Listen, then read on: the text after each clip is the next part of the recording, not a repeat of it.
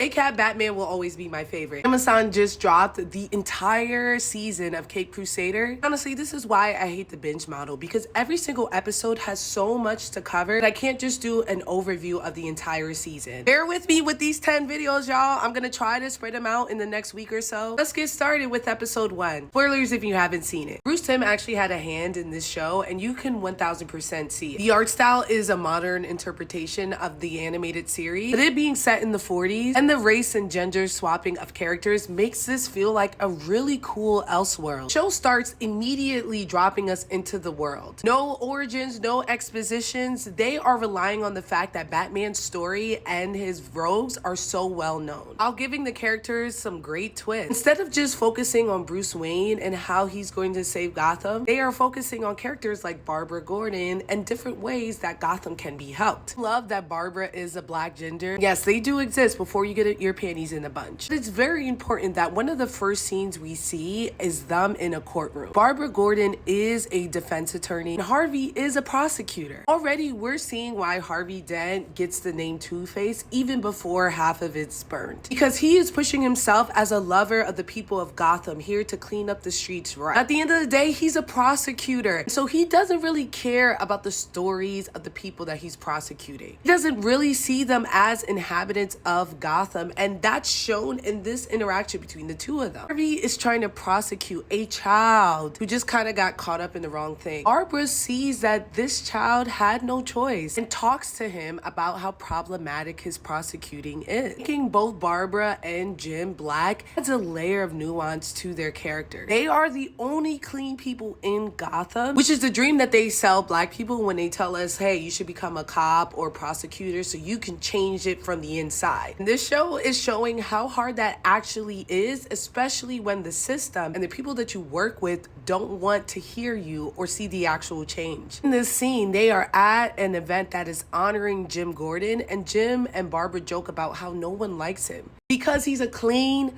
cop. What does that say about the police force? Penguin thicker than a snicker, and I love it. It adds another layer to Penguin being an outcast with the other crime family. Why she has to fight so hard for respect. Also is a different interpretation as to why her lackeys are so attached to her. These two are her actual sons, but there is a mother-like quality that she takes with all of her henchmen. Every time they called her Mama, I thought of Mama from Chicago. She's like, I'm providing for all of you, and that's why you need to serve me. And she physically can't overcome any of her henchmen. And then the way that you have deference with your mother is the way that you will have deference towards Penguin. I got it. In the end, she says that she wins, and then she looks around and sees that everyone is hurt. Oh, this show is so good. I love that they're planting the seeds that everyone in the Gotham police force is dirty, with the exception of the Gordon. They are evacuating the station, and Bullock leaves a woman chained to the desk, knowing that she'll probably get blown up because he's worried about his own skin. And that is the major flaw of the Gotham police station. They're also worried about themselves, that they're not helping the people of Gotham. See that Barbara is the only one willing to risk her life to save them. Foreshadowing here is just so beautiful. We're eating.